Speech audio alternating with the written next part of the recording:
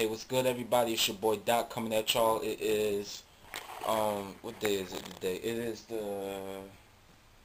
trying to check the date. It's May 13th.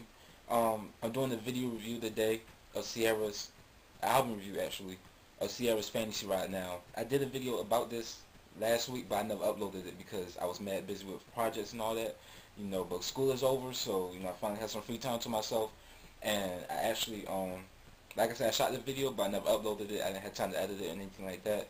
And it's like some things I wanted to change in the video also, so I just scrapping that whole video and just doing the new fresh video. Now, for those that don't know, Ciara's Fantasy Ride, it came out last week, May 5th, last Tuesday. The numbers came in today, well, yesterday actually, and she debuted at number 3. Well, she's debuting at number 3 this week on the Billboard 200 with 81,000 copies sold. I'm getting to all that in another video. I'm doing another video to this, explaining, what went wrong, basically, and, it's not necessarily negative, it's positive, but it's also, it's like, I'm gonna get into that in the next video, but, Fantasy Ride, it's a hot new album by Ciara, came out last week, her 3rd album. I'm gonna just do a break by break of each track, so, just to, so I can get a feel of what's gonna happen in this video. Now, the first song starts off with Ciara to the Stage, Hot Drum by Tricky Stewart that he produced, and, I was surprised that it was the first song to lead off the album, but, I heard the song before, like, way back. All these songs basically I heard way back, with the exception of, like, 2 or 3 songs, but when she started off with Ciara to the Stage, I was like, wait, I didn't kind of get it at first, but now I listened to the album full on, playback, back to back. It actually leads off very well. It's actually a good lead off song, so, kudos to whoever decided to put that as the first song. Gold star for you. Anyway, so that's a hot little joint right there, very seductive. Cece is like, she's giving it to you on that joint. Then the second song, Love Sex Magic, featuring Justin Timberlake. We all know that, produced by the Wise. That's Justin Timberlake, Rob Knotts, and James Fauntleroy, their production team. And it's a hot joint, a nice little, it kind of had like an old school feel to it, and it's a hot song. Like, I loved it from the get-go, but, some people, they liked it too, but, some people didn't warm up to it at first, but now, they're really loving it now, so, it's one of those growers, but, it grew on people now, so it's a good look. High Price, the 3rd song, this is like one of the first songs that leaked from the album, like, I don't say centuries ago, because that's how long it felt. That's how long it felt like that song has been out, and High Price is like a hot joint that Tricky Stewart and the Dream did. Lula is on the track as well, and it sounds like a part 2 to O to me, for real. It sounds like that sequel to O, and the song is like, it's always been like a crazy joint to me. And it's like, I wonder why they never released it as the first single. I'll get into that in the next video.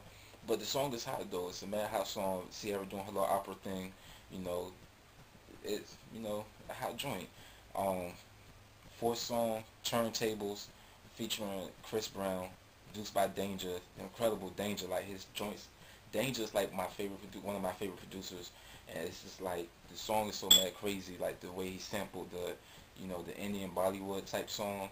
And, it's bananas, it's just crazy, and for her to keep Chris Brown on it, at first, after the whole incident that happened and stuff like that, people was like, Chris, shouldn't be on the song anymore, and they was actually considering taking his vocals off of the track and doing something different with it.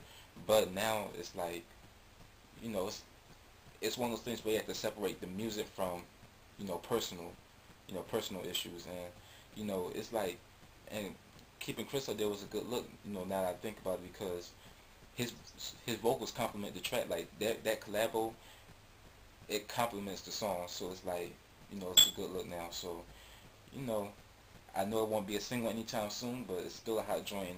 If everything that happened with Chris, this most definitely should have been a single to go with. But 5th song, Like a Surgeon, produced by Tricky Stewart and the Dream.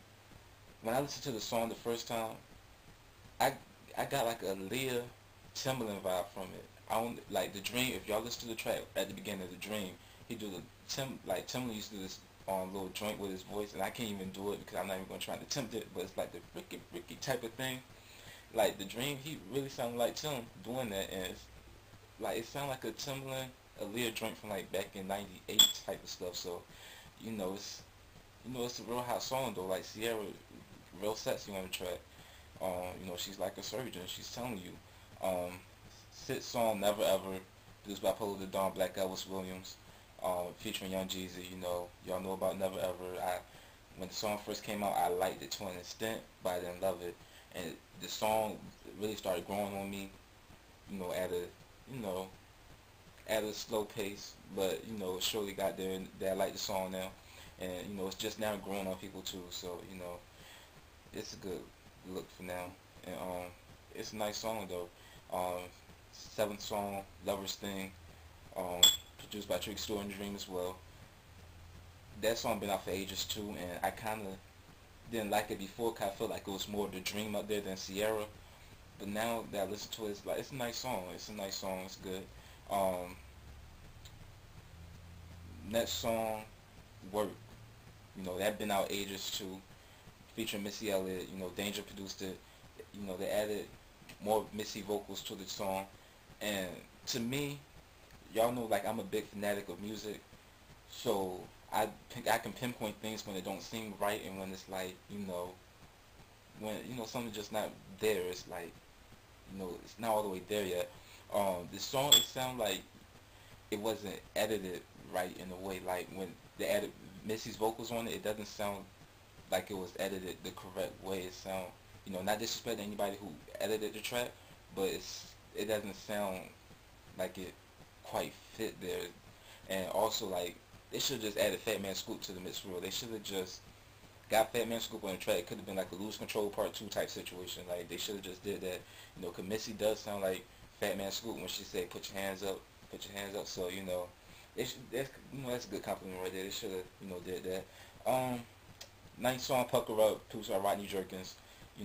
Nice little pop record. It's like Ciara basically telling you kiss her swag. If you don't like how she rock her swag, you can kiss it. And it's a nice little joint for real. G is for Girl, the next joint, produced by The Wise as well.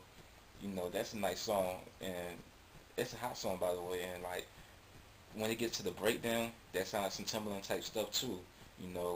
I know like Justin, he worked with Timberland a lot, so of course his influences are going to come off onto him, and he's going to project that in some of his productions. Like how he did in Dead and Gone with T.I. So I mean, it's a nice joint for real. Next song, Keep Dancing on Me. I wasn't really that fascinated with the song when it leaked ages ago, but now I can get into it now that the whole album is a collective. Next song, Tell Me What Your Name Is. Oh, and by the way, Keep Dancing on Me, produced by Tricky Store and The Dream. Tell Me What Your Name Is, produced by Dr. Luke. Dr. Luke is like one of the hottest pop rock producers. He's done stuff for Pink, Kelly Clarkson, Khalees, Britney Spears. He did Circus, and he done other countless songs too. And it's like with this song, it surprised me that he produced it because and he did Lil Mama's G-Slide Tour Bus too. Like that's one song that surprised me that he ever produced. But this song, Tell Me What Your Name Is, like surprised me because it doesn't sound like something you will hear from Dr. Luke. But it's a nice pop joint though. Like I can see that being a single. Next song, I Don't Remember. When the song first leaked out, it was one of those songs that I wasn't going to remember because it wasn't that memorable. And I never knew Polo the Don produced it. And of course I knew Neil had something to do with it. I knew he had to write it because you can hear him in the background.